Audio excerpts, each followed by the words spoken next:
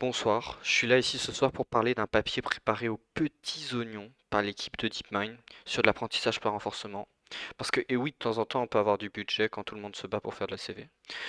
Ouais, blague à part, ce papier il a été fait il y a quelques mois par l'équipe d'Adaptative Agent de DeepMind.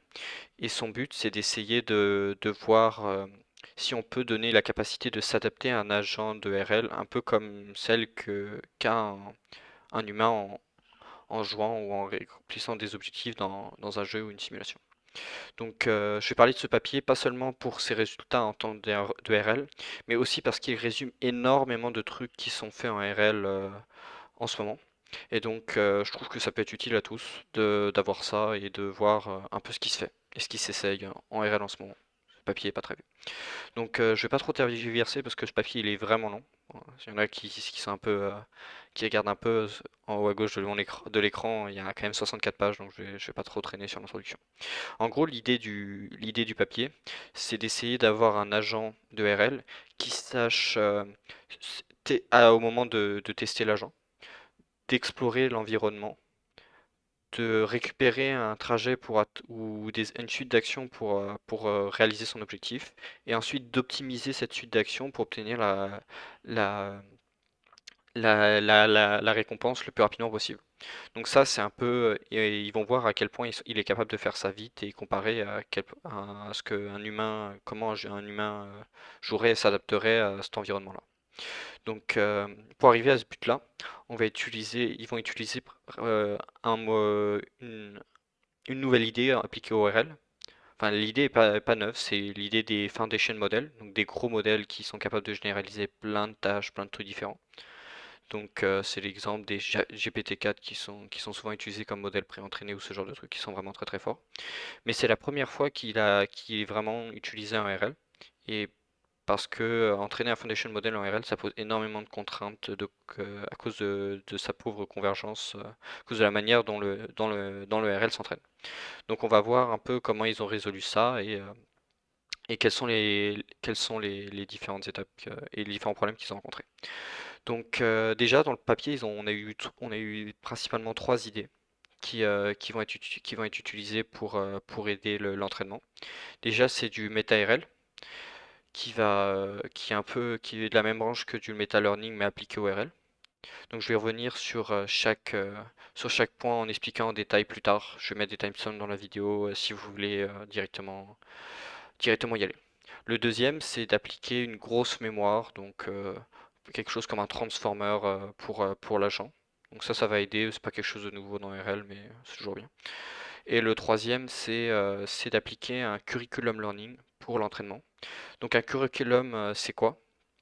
C'est un espèce d'entraînement donné à l'agent qui adapte sa difficulté en fonction des capacités de l'agent. Donc il fait en sorte qu'il lui donne des tâches toujours aussi un peu plus dures que ce que l'agent est capable de faire, de telle sorte à ce qu'il soit capable de s'entraîner. Je vais voir comment ils ont implémenté tout ça, comment ça aide, quels sont les résultats que ça donne, présenter tous les résultats très très riches de ce papier. Avant que je rentre trop dans les résultats, je vais quand même faire un petit rappel de RL. On sait jamais pour tout le monde. Donc RL, l'apprentissage par renforcement, c'est résumé en deux trucs tout bêtes.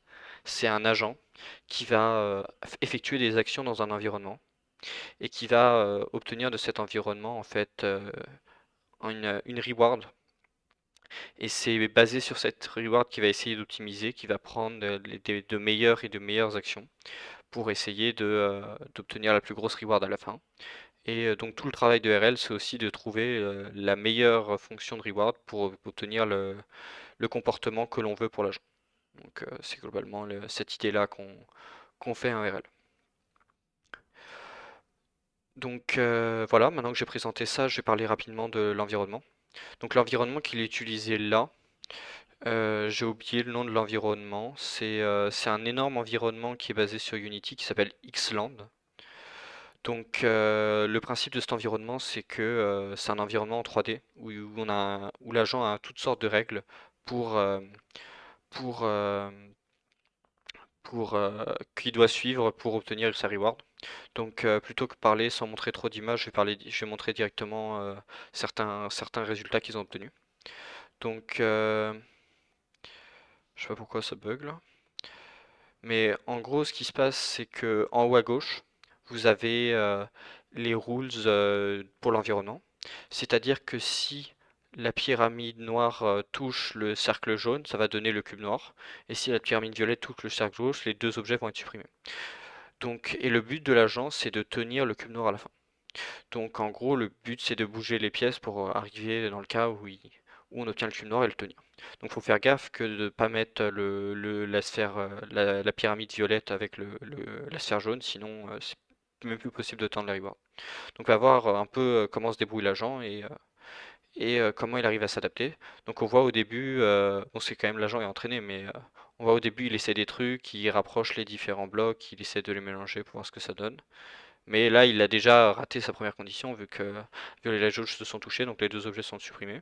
Donc ça, il va s'en souvenir, il va donc tester autre chose. Et là, il a testé la combinaison gagnante, et là, du coup, il gagne la reward comme c'est marqué en haut à droite. Donc maintenant qu'il sait ça et qu'il va garder cette information, au troisième trial, qu'est-ce qu'il va faire? C'est il va juste directement essayer d'aller pour la reward pour en obtenir plus à la fin. Donc c'est un peu comme ça que fonctionne l'agent et c'est le résultat un peu qu'ils ont déjà réussi à obtenir, enfin qu'ils ont réussi à obtenir et qui est vraiment pas mal. Je vais juste faire une petite divergence digression pour parler du cas où il y a plusieurs agents en même temps. Donc là, on peut voir un bleu et un rouge qui ont les mêmes règles que tout à l'heure, mais qui doivent du coup s'aider pour essayer de résoudre la tâche. Donc on voit qu'ils se suivent un peu, c'est pas très efficace, mais qu'ils finissent par obtenir la reward. Donc là, ils sont dans le cas où ils sont contents et ils vont optimiser de plus en plus leur parcours pour que, à partir dans les trials qui suivent, ils soient capables de juste prendre les bons trucs et récupérer la reward. Comme ça, ils gagnent plus de reward et c'est de plus en plus efficace. Donc c'est à peu près comme ça que l'environnement se joue. C'est euh, c'est donc tu choisis des rules, tu choisis tes tâches et tu entraînes l'agent dessus. Donc, ça c'est maintenant que j'ai présenté l'environnement et les différents trucs qui ont été entraînés, je vais commencer à décrire les méthodes un par un. Donc déjà, je vais montrer rapidement le graphe de toutes les méthodes à la fois.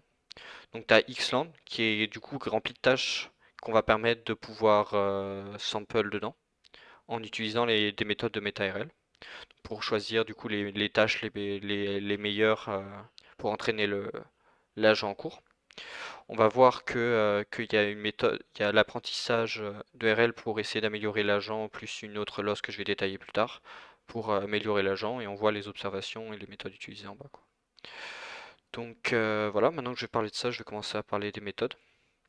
Donc, euh, donc je vais commencer par la méthode de MetaRL. Donc le MetaRL, ça c'est basé, comme j'ai dit tout à l'heure, sur le meta-learning. Donc le meta-learning, c'est quoi? C'est essayer d'apprendre à apprendre. En gros, c'est tous les algorithmes qui vont essayer d'apprendre des métadatas d'un entraînement pour essayer d'apprendre pourquoi ça s'est entraîné comme ça, comment l'améliorer, comment optimiser tel ou tel truc, ou voir comment le mieux généraliser un modèle ou comment l'entraîner plus rapidement. Donc ça peut être un exemple tout bête, par exemple, ça serait la capacité à trouver une meilleure initialisation pour l'agent pour que de là il apprenne plus vite. C'est une des façons de faire, par exemple, du meta-learning. Dans RL, comme on a accès à l'environnement, il y a d'autres options qui s'ouvrent. Et là, ça va être utilisé en fait pour tout ce qui est des, euh, se souvenir en fait de ce qu'on a fait entre chaque trial, entre chaque essai.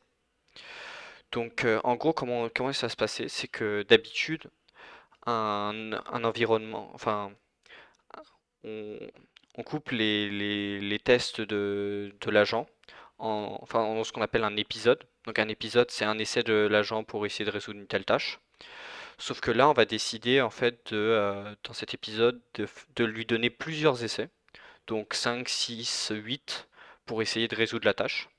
Et en gros, ce qu'on va décider de faire, comme ce qui est montré là, dans la courbe en bas, c'est que on va décider entre chaque essai de reset l'environnement, donc le remettre dans son état initial. mais on va décider de ne pas faire ça pour la mémoire de l'agent. Ce qui fait que l'agent va avoir les souvenirs de quelques essais précédents, et par contre, il va bien être remis dans la même position initiale dans l'environnement, et il va pouvoir faire un chemin différent comme ça. Donc ça, c'est comment utiliser ici le MetaRL, ce qui permettra de mieux d'avoir ce côté adaptation et généralisation en période de test. C'est un peu ce qui est utilisé là. Euh, donc, je vais juste, la manière dont je vais présenter un peu les autres méthodes et le résultat, c'est que je vais d'abord en fait montrer une méthode de chacun et le résultat associé pour que comme ça on voit ce que ça apporte et à quel point c'est utile, dans l'entraînement et tout et tout. Donc, le méta-IRL, il est un peu indispensable, donc je vais pas montrer des résultats tout de suite parce que, enfin, sans ça, le projet a pas trop de sens. Mais je vais le faire après, du coup, le premier truc, c'est l'auto-curriculum learning. Donc l'auto-curriculum learning, comme j'ai dit tout à l'heure, son but, c'est vraiment juste de, de donner la possibilité de choisir une suite de tâches à faire qui est exactement la difficulté qu'il faut pour l'agent. Donc comment ils font ça? Ils comparent deux différentes méthodes. La première, c'est le no-op filtering. Alors le no-op filtering, c'est quoi? En fait, c'est l'idée de comparer les résultats qu'a l'agent sur une tâche en comparant donc ces tests, enfin en l'évaluant dessus et en évaluant en fait une policy où il ne bouge pas. C'est-à-dire en regarder quel reward t'obtiens en ne bougeant pas du tout pendant un épisode. Et en fait, on va regarder si la reward, on va y comparer la reward obtenue par les deux méthodes. On va regarder si elle est supérieure à tel ou tel threshold pour voir, pour essayer de regarder si l'entraînement sur cette tâche vaut le coup ou non. Donc par exemple, ce qu'on peut faire, c'est que on va regarder si quand on teste la tâche avec la policy actuelle, si on n'obtient pas trop de reward par rapport à la no policy, ça veut dire que on l'a déjà maîtrisé.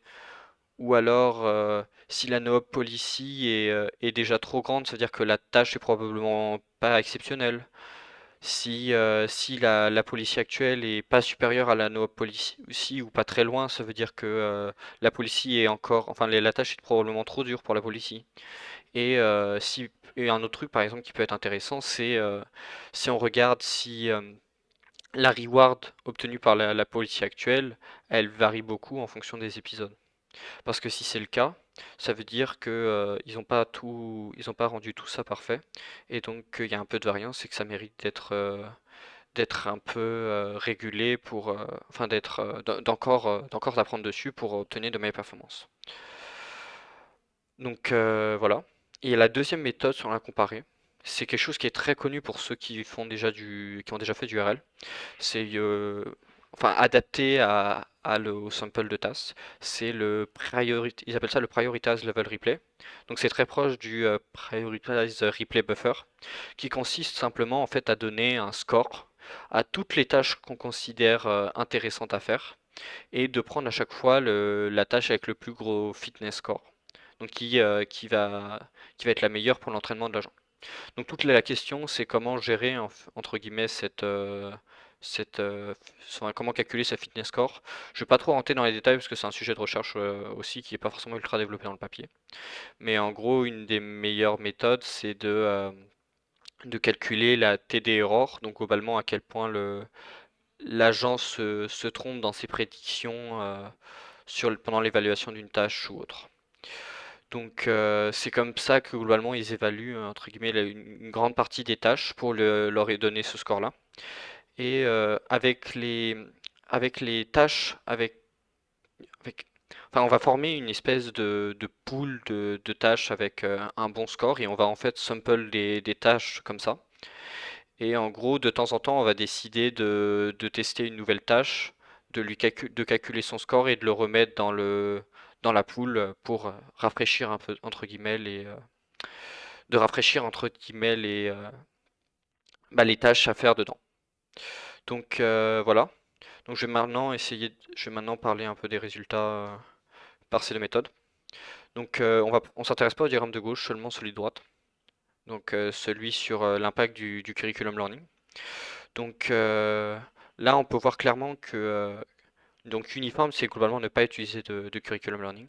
On voit clairement que le curriculum learning est très très très très pratique et assez essentiel dans l'entraînement d'un modèle, puisque ce qui est assez logique en fait, parce que ça permet d'avoir des exercices à la bonne difficulté pour apprendre et de pas être assailli d'épisodes complètement inutiles qui risquent de dégrader, voire ne servir à rien pour l'entraînement du modèle. Donc là, on voit qu'il n'y a quand même pas grand-chose de différence entre le no-op filtering et le prioritized level replay, qui sont tous les deux déjà des méthodes assez efficaces et qui permettent de virer la plupart des, euh, des expériences inutiles. Je parle pas trop de la barre des axes et comment est calculé le score à gauche. La barre des axes, c'est combien d'essais on donne à l'agent.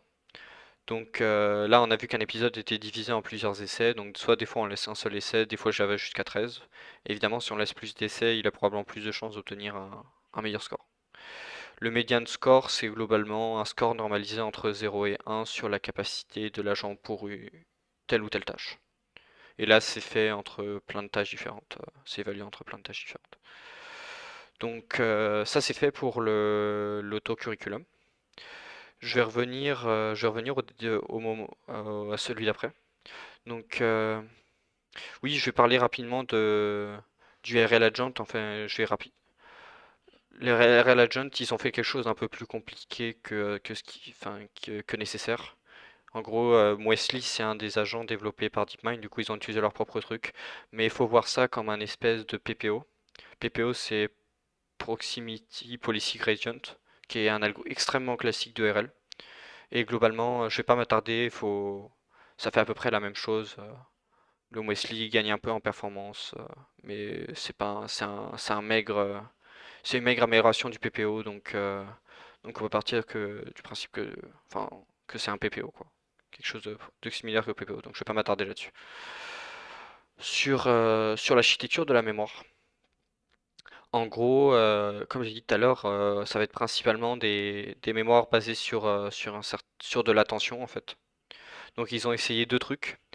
Les RNN, with attention, donc les Recurrent Neural Network, où ils ont rajouté une couche de calcul d'attention entre les différents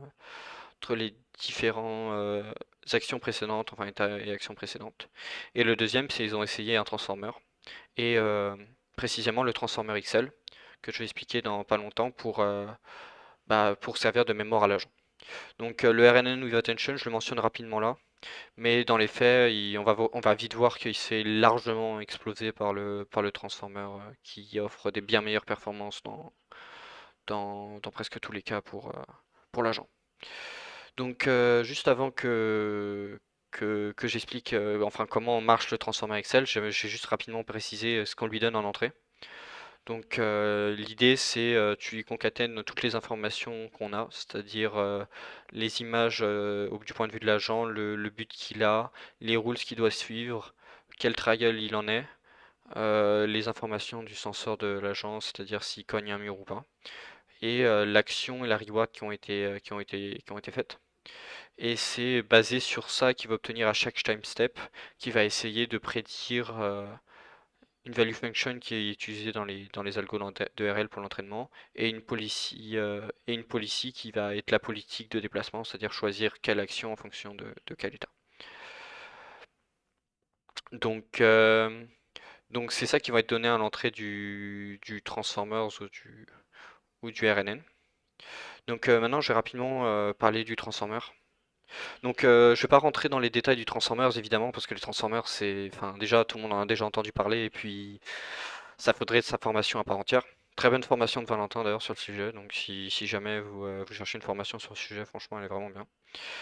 Donc je vais juste parler un peu des différences entre les deux. Donc globalement en fait la façon dont s'entraîne la façon dont s'entraîne et teste un transformer en RL, c'est que en l'entraînement on va lui découper entre guillemets des chunks de transition, c'est-à-dire état et action, Et la reward obtenue, il va s'entraîner là-dessus. Donc il va essayer de prédire à chaque instant l'action qu'il a été fallu faire et qu'il a fallu faire et comparer à l'action qui a été prise, quel reward et tout obtenu, etc. Et, euh, et à l'évaluation, en fait, ce qui est un peu relou, c'est que en fait, on doit prendre une action, puis on regarde les résultats de l'action avec le nouvel objet obtenu, puis on doit la réévaluer comme ça. Ce qui fait qu'en fait, on est obligé de recalculer plein de fois la même chose. Et parce qu'on repasse de plein de fois sur le même chunk, ce qui fait que c'est pas très efficace et on perd énormément. Donc ce que propose de faire le Transformer Excel, c'est qu'en fait, en plus déjà en plus d'essayer de corriger ce problème de recalcul de plein de fois en cachant les résultats de l'évaluation précédente, il va aussi essayer d'augmenter en fait la mémoire générale de l'agent entre les différentes séquences, c'est-à-dire d'essayer de se souvenir de la séquence d'avant. Donc ce qu'il va faire pour ça, c'est que en fait au nœud entre guillemets t plus 1 avec t le nombre de séquences d'entraînement, il va entre guillemets, il va se souvenir de ce qui était à t à la couche d'avant, il va la rajouter entre guillemets dans les informations à donner à la couche d'après. Ce qui fait que ce qui fait que comme ça en fait on va pouvoir en fait garder les informations entre les différentes séquences et on va garder cette information enfin le niveau d'information qu'on va garder du coup ça sera n fois n avec n le nombre de couches du Transformers fois le nombre de la taille de la séquence qui vont être gardées en mémoire. Donc je vais pas trop détailler un peu trop longtemps, mais c'est globalement l'idée, c'est de garder, de rajouter dans les calculs en fait les hidden states calculés pour la séquence d'avant et de les rajouter dans le calcul en cachant les résultats pour le cas d'évaluation. Et ce qui permet d'obtenir vachement plus de contexte qu'un transformer de base, vu qu'on en contient n fois avec n fois plus qu'avant, avec n fois le nombre de layers. Donc, du coup, comme ça, en fait, ça permet au modèle de, sans avoir énormément de paramètres en plus, de garder un contexte vachement plus grand et un truc un peu plus intéressant. Donc, je vais rapidement montrer les résultats que chacun compare. Donc, déjà, par rapport à enfin, on va revenir au graphe de tout à l'heure. Donc, déjà, on voit que RNN ou Attention, ça arrive encore à maintenir un peu des résultats, mais c'est quand même moins bon que les transformers. Et RNN, c'est juste vraiment pas bon par rapport aux transformers, et c'est vraiment pas capable en fait d'avoir aussi entre guillemets cette mémoire à long terme, parce qu'on voit que il arrive pas en fait en lui donnant 13 trials, il arrive pas à obtenir plus de rewards qu'en lui donnant un seul trial, enfin un seul essai, ce qui fait qu'il arrive pas entre guillemets, il arrive pas à garder ce savoir sur entre les essais quoi, ce qui est pas exceptionnel. Alors que le Transformer et en vrai le RNN avec un peu d'attention arrive à le faire aussi. Voilà. Je vais aussi rapidement mentionner à quel point les performances scale avec les paramètres. Donc ça c'est un truc qu'on aime beaucoup dès qu'on utilise un Transformer, c'est de regarder l'évolution entre guillemets des performances avec, avec le nombre de paramètres. Donc on voit que plus on augmente les paramètres, plus le medium score va être meilleur, donc plus les performances seront meilleures. Et évidemment, on a le même truc que tout à l'heure, c'est plus on lui laisse de trial, plus les meilleures sont les performances. Et on voit qu'il y a vraiment une différence de performance entre genre laisser un essai et en laisser 3 ou 5. Parce que le Transformer arrive à garder un peu ce savoir qu'il a accumulé pour essayer d'optimiser son exécution, quoi. Le graphe de droite scale aussi, mais en échelle logarithmique. Et le score qui est calculé, c'est pas exactement le même. En gros, le 20th percentile, c'est c'est le score obtenu. Je crois si. Attends, si je dis pas de la merde. C'est le score obtenu sur les 20 meilleures tâches en logarithme. Attends, je dis pas de la merde. Ouais, non, non, non, je dis de la merde. Les 20%, le 20% percentile, c'est en gros évidemment les performances obtenues sur les 20% tâches les plus dures, c'est-à-dire là où il y a le score le moins bon. Et en gros, ils arrivent à montrer qu'on a un truc en moyenne qui arrive à scale quand même à 70% quand on utilise plein d'essais et un gros modèle. Et que clairement, le fait de scale permet d'obtenir énormément plus de performance quand on lui laisse plus d'essais. Ce qui est logique parce qu'on lui donne plus d'informations et donc on voit que en scalant avec plus de paramètres, il arrive à en bénéficier plus. Enfin, tout ça, ça montre que l'apprentissage est très sain. Donc voilà. Je vais voir aussi, il y a aussi en fait les performances en fonction de la taille du contexte qui est pris en compte. Donc globalement, 1800, c'est, enfin les nombres qui sont marqués en bas, c'est le nombre de frames qu'il arrive à retenir. Je vais pas rentrer dans les détails sur comment les calculer, mais c'est juste en termes d'indicatif, c'est quand même beaucoup.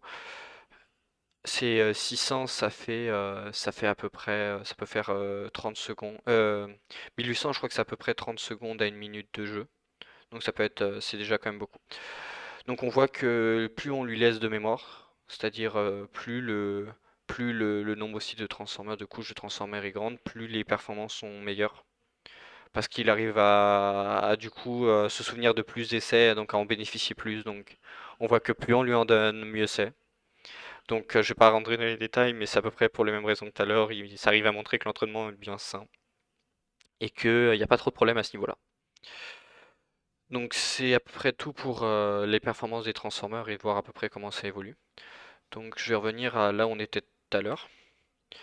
Donc voilà, maintenant que j'ai parlé à peu près du modèle transformer, je vais passer au modèle enfin à la technique de distillation.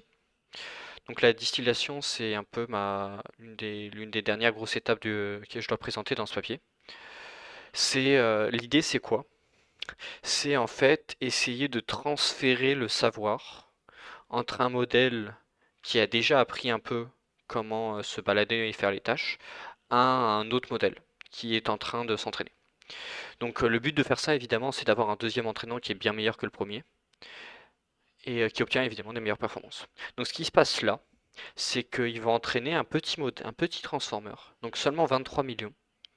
Ils vont l'entraîner sur les mêmes tâches pour 20 millions de steps. Et après, ils vont bloquer le transformer et ils vont, entre guillemets, utiliser une, euh, une KL Divergence Loss qui vont rajouter dans l'entraînement de l'agent d'ORL pour pousser l'entraînement du deuxième agent à, euh, à rester, entre guillemets, à aider en fait au début l'agent à faire les bonnes actions, entre guillemets, les actions dites par le teacher, donc par l'ancien modèle, pour essayer de ne pas faire n'importe quoi au début et essayer comme ça d'obtenir une meilleure représentation de l'environnement, de comment ça se déroule, et pour obtenir à la fin du coup de meilleures performances. Donc ouais, du coup, il rajoute cette loss-là à celle de Wesley pour l'intégrer à l'entraînement du modèle. Donc voilà, donc je vais juste rapidement montrer les résultats. Donc, euh, donc la distillation, en fait, oui, il y a juste un truc que je vais préciser avant de parler des résultats, c'est que la distillation, c'est en fait vraiment ici crucial parce que en RL, comme j'ai dit, il y a pas mal de problèmes de convergence, il y a beaucoup de choses qui peuvent blesser l'entraînement du modèle et avoir un modèle avec énormément de paramètres peut le rendre extrêmement confus. Euh, et ça fait qu'il peut avoir énormément de mal à apprendre s'il n'a pas un peu d'aide à ce niveau-là. Et c'est ce que montrent en fait les graphes qui sont là. Donc on voit qu'on a l'entraînement du from scratch pour les deux tailles de modèle et avec distillation pour les deux tailles de modèle. Donc on voit que si on marre de from scratch avec 23 millions, on arrive à obtenir quand même des performances assez décentes, mais ce ne sont pas les meilleures qu'on arrive à obtenir.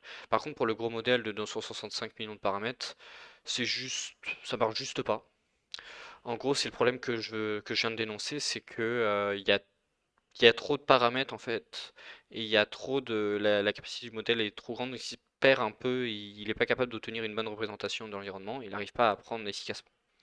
Et donc c'est un peu ce que résout la distillation, c'est ce qu'on voit là, c'est que en entraînant un petit modèle, le petit modèle de 23 millions de paramètres, et en le distillant dans le gros modèle, on arrive à obtenir des bien meilleures performances que, que l'entraîner from scratch, où on voyait que ça marchait pas, quoi. Donc on voit qu'avec distillation, même un petit modèle arrive à obtenir des meilleures performances que le, que le prof, et qu'avec un peu le gros modèle, il arrive à bien scale et à bien apprendre dessus, quoi. Juste, enfin, j'ai juste rajouté une couche d'explication. En gros, euh, En gros, ça fait sens aussi parce que les erreurs, entre guillemets, qu'a fait le modèle qui s'est appris le premier, a fait que il a obtenu pas forcément, il s'est un peu bloqué dans des minimums locaux qui sont pas forcément optimales et tout. Et le fait, en fait, d'arriver après et de juste l'avoir un peu comme indicateur de dans quelle direction il faut optimiser le modèle, fait que l'agent va pas forcément rester dans les mêmes, va pas forcément rester dans les mêmes les optimums locaux, et donc du coup va pas se bloquer dans cette direction et va être capable de bien apprendre au-delà en fait des problèmes qu'a eu le modèle teacher, donc le premier modèle entraîné, et vraiment obtenir les performances qu'il mérite. Donc c'est un peu ce que montrent les trucs là, et on voit que ça marche bien. Pour la deuxième partie, les deuxièmes graphes, on voit à peu près comment ça s'est passé en fonction des étapes d'entraînement. Donc déjà dans la partie gauche, toute la partie un peu verte, c'est l'entraînement qu'on a fait du, euh, du teacher, donc du premier modèle. On voit qu'on l'a arrêté donc à 25. Ah merde, je me suis trompé, c'est pas 25 millions, c'est 25 milliards. J'avais oublié que c'était DeepMind. Du coup, c'est 25 milliards évidemment de steps. Et on a entraîné un modèle qui suit après. Et du coup, ce qu'on fait, c'est vraiment à 25 milliards de steps, on bloque, on freeze le modèle teacher et on l'utilise pour distiller l'apprentissage du prochain modèle. C'est juste qu'on a continué la courbe verte, la courbe teacher, pour voir à peu près à quelle performance il allait. On voit qu'il est quand même inférieur à celle du student. Et pareil, quand on regarde seulement les 20% tâches les plus dures. Et on voit vraiment que le student en profite bien, quoi. Voilà, voilà. Donc, euh, donc ça, c'est c'est ce qu'ont montré les trucs. Je sais pas s'il me reste beaucoup de choses assez intéressantes à montrer. Je vais revenir un peu là-haut. Mais c'est à peu près les idées principales du papier. Le papier change un peu là. C'est à peu près les idées principales du papier que je vous ai montré là. Donc, euh, donc je vais revenir un peu peut-être aux résultats principaux du modèle un peu pour conclure. Donc c'est un peu la méthode inverse qu'on fait d'habitude, mais bon, je trouve que ça fait plus de sens en fait dans ce cas-là. Donc là en fait, on va juste regarder le. Là, si on a juste, j'ai juste montré l'évolution entre guillemets de la capacité d'adaptation de l'agent par rapport à un humain. Et on voit que l'agent, il arrive, on va regarder que la courbe de droite, la courbe de gauche, je vais l'expliquer rapidement comment c'est calculé. Mais sur la courbe de droite, on arrive à voir que l'agent arrive à bien augmenter son score en fonction du nombre de trials et que l'humain a une aussi très belle courbe d'adaptation en fonction du nombre d'essais, le temps qu'il apprenne à jouer, régler deux, trois trucs, etc. Donc juste comment c'est calculé. À gauche, c'est vraiment calculé sur le score pur de l'agent et de l'humain. Donc c'est normalisé d'ailleurs en fonction de la meilleure performance faite par un agent qui est entraîné spécifiquement pour cette tâche. Donc c'est comme ça que c'est normalisé entre 0 et 1. Et à droite, en fait, c'est renormalisé en fonction du meilleur score obtenu par un humain. Donc c'est pour ça qu'à la fin, on finit toujours par 1. Et on fait pareil pour l'agent. En fait, pourquoi on fait ça aussi, c'est parce que il y a certaines tâches en fait qui sont c'est bizarre de comparer l'humain et l'agent, dans le sens où il y a certaines tâches pour des humains qui sont vachement plus dures, à cause de contrôles qui sont pas exceptionnels, de trucs qui risquent d'être très précis, ou ce genre de trucs qui sont pas très pratiques pour les humains. Et même si tu as les mêmes problèmes pour l'agent, où tu peux avoir des trucs qui sont... Je sais plus ce qui justifie exactement, mais en gros, ouais, en gros, l'humain par exemple peut avoir du lag quand il joue. Et l'agent peut avoir certains trucs qu'il comprend un peu moins bien qu'un humain, alors que ça pourrait paraître un peu plus évident, quoi. Un truc qui sont un peu plus common sense pour l'humain qui est pas pour un agent de RL. Euh, voilà, et là je vais finir du coup par le résultat principal du modèle. Donc on a l'évolution du score du coup normalisé par le meilleur score obtenu sur chaque tâche en fonction en fait du nombre de tâches enfin le pourcentage du nombre de tâches qui ont un score supérieur qu'on a réussi à résoudre, qui ont un score supérieur à ce score qui est à gauche. C'est-à-dire que le point qui est là, le point à 60, montre qu'il y a 60% des tâches qui ont un score supérieur à 0,45 à peu près, quoi, pour, euh, pour un seul essai et la baseline. Donc ce que montre ce nombre de coups, ce truc, c'est comme ce qu'on a vu en fait depuis tout à l'heure, c'est que quand on augmente le nombre de trials, on arrive à obtenir un plus grand score sur la plupart des maps, si on compare entre 13 et 1, ce genre de truc, et que plus on descend dans les trucs difficiles, plus l'écart est de plus en plus gros, dans le sens où c'est probablement des tâches qui demandent plus d'exploration et qui sont vraiment pas résolvables en un seul essai. On voit aussi d'ailleurs qu'il n'y a vraiment pas beaucoup de différence entre 13, 8 et un peu 5. C'est parce que en fait le modèle a été entraîné avec en tête genre 6 essais. Donc il arrive à vraiment utiliser le maximum sur 6 essais, mais quand tu lui donnes 13, il n'a pas forcément la mémoire pour s'en souvenir, il fait pas forcément plus gros progrès parce qu'il n'a pas été entraîné pour ça. Donc on voit quand même qu'il n'arrive pas à très très bien généraliser sur un nombre d'essais qui explose. Donc voilà, c'est à peu près, c'est à peu près les performances du modèle. D'ailleurs, je vais juste pour préciser la différence entre baseline et 1. C'est baseline, en gros, le modèle a été entraîné juste avec en tête le fait qu'on n'aurait qu'un essai et donc de pas avec la possibilité d'en entraîner de 1 à 6. Donc on voit que comme il a été entraîné un peu plus dessus, il a des tendances à avoir de meilleures performances que quand tu le testes avec une seule essai. Après, de toute façon, on se demande pourquoi on ferait ça avec un seul essai quand on voit que 2, ça a déjà double nos performances dans énormément de cas, quoi. Donc voilà. J'espère que j'ai pas été trop long, mais c'est à peu près c'est un bref résumé de tout ce qu'il y a dans ce papier, qui est très long, mais qui est vraiment plein de bonnes infos. Donc on voit qu'avec cette méthode-là, on a bien réussi à faire cette adaptation en temps réel, et que et que et que chaque méthode qui a été implémentée arrive à bien scale en fonction du nombre de paramètres et en fonction du nombre d'essais.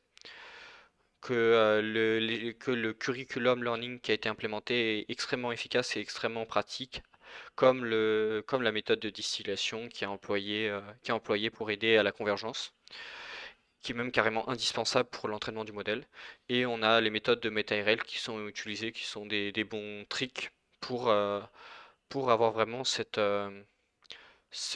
espèce de possibilité d'explorer et d'optimiser en fait au moment du test. Donc, euh, donc c'est vraiment, donc juste pour redonner un peu mon point de vue en fait sur le papier, c'est vraiment super intéressant parce que ça documente très bien entre guillemets les différentes méthodes utilisées et ça les teste avec les moyens de DeepMind. Donc ça on voit vraiment jusqu'où on peut aller en utilisant telle ou telle méthode. Donc c'est vraiment un papier qui est qui donne plein d'informations, qui est très informatif. Je sais plus non ça se dit pas mais bon voilà. Et on a en fait l'une des premières apparitions entre guillemets d'un équivalent de few shot learning pour du RL, où vraiment en laissant quelques essais, on arrive à obtenir des performances très bonnes sur des nouvelles tâches à l'échelle du RL. Donc le RL suit les autres domaines mais avec un peu de retard. Mais on voit qu'on est quand même sur la bonne marche. Après, il y a pas mal de choses qui pourraient être améliorées. Déjà, réduire le temps d'entraînement. Il y a plein de méthodes qui peuvent quand même être en plus utilisées pour par exemple développer extraire des meilleures informations de l'environnement, des informations plus efficaces. On voit que, euh, On voit aussi par exemple qu'ils auraient pu avoir un ripple buffer plus efficace, un meilleur algorithme tout bêtement. Enfin, il y a plein de méthodes qui pourraient être encore améliorées et qui voudraient le coup d'être explorées dans, j'imagine, ce qu'ils vont faire, enfin, ce qu'ils vont faire quand ils vont essayer d'améliorer le modèle. Mais, euh, mais du coup, ouais, vraiment pas mal de trucs intéressants. La distillation particulièrement. On voit que c'est pas forcément un truc qu'on voit vachement en RL ou en vrai, j'ai envie de dire même dans d'autres domaines, même si ça s'applique plus au RL, cette espèce de transfert d'informations, parce que d'habitude on fine-tune un modèle, et là c'est vraiment pas le cas en fait, pour la façon dont on calcule, on essaie d'estimer la value function pour un état dans une position dans l'environnement. Ça peut bloquer un peu certains modèles, donc le fait d'essayer de recommencer l'entraînement en essayant d'éviter les erreurs qu'a fait un modèle passé et en essayant d'accélérer l'entraînement en le poussant dans la bonne direction fait que vraiment on gagne en performance et on voit que le modèle gagne en compréhension générale de ce qu'il faut faire et de sa position dans l'environnement. Donc ça, on voit que c'est vraiment bien. Donc, euh, donc pour ça, le papier est vraiment cool. Après, après c'est dommage qu'ils aient pas rendu le papier un peu plus accessible, ce que je disais tout à l'heure, quoi. Déjà, je crois qu'il n'y a pas le code qui est disponible. Et je vais pas rentrer dans les détails des calculs, mais bon, il suffit de savoir que c'est DeepMind pour savoir qu'il y a énormément que c'est pas très optimisé, quoi. Je vais essayer de retrouver ça rapidement, mais en gros, il y a une des pages où ils expliquent le nombre de calculs qu'ils ont à faire par frame. Et c'est pas joli joli, c'est en flop Voilà. Ça c'est learner par frame, donc allez, je crois que c'est ça, c'est en fonction de la taille du modèle, le nombre d'opérations. Donc flop c'est floating operation per frame. Donc c'est le nombre d'opérations entre des floats qui fait en fonction du modèle. Et on voit que quand tu dois faire par frame 4 milliards d'opérations pour le learner et 27 milliards pour la policy, c'est qu'on est déjà sur des grosses machines qui tournent en parallèle à plusieurs, quoi. Donc voilà. Donc c'est un peu relou, mais quand même. Oui, d'ailleurs, bon, c'est pareil, j'ai mentionné tout à l'heure, ils ont montré des bons résultats quand ils calculaient enfin quand ils s'entraînaient sur l'environnement, mais souvent les trois quarts du temps, atteindre un milliard de steps sur une machine, ça prend déjà des jours. Ça dépend de l'environnement, ça dépend de comment on l'entraîne, mais un milliard de steps, c'est énorme. C'est vraiment énorme. Donc pour ça c'est quand même assez lourd, quoi. Donc ouais, c'est dommage qu'ils rendent pas ça un peu plus accessible. C'est un peu relou, mais c'est comme ça, quoi. Donc ouais, j'ai plus trop de choses à dire. Donc si vous avez s'il y a des questions et tout, n'hésitez pas à m'envoyer un message enfin dans les commentaires ou sur Telegram pour ceux qui m'ont sur Telegram. Mais c'est à peu près tout pour ce papier. Donc vraiment très intéressant. Vraiment pas mal de choses très pratiques. Curriculum learning, profiter du fait que tu as un environnement avec énormément de richesses, avec toutes les tâches que tu peux prendre, etc. Essayer vraiment d'en bénéficier, d'automatiser le processus. C'est vraiment des choses qui sont bien exploitées et qui montrent qu'on est aussi dans la bonne direction pour entre guillemets obtenir des agents qui sont vraiment capables de tout faire et qu'on n'est pas obligé de mettre un modèle de langage derrière du RL pour faire des choses en RL, contrairement à ce qu'on peut voir dans Minecraft, quoi. Donc voilà, c'est à peu près tout, tout ce que j'ai à dire. Donc ouais, à la prochaine.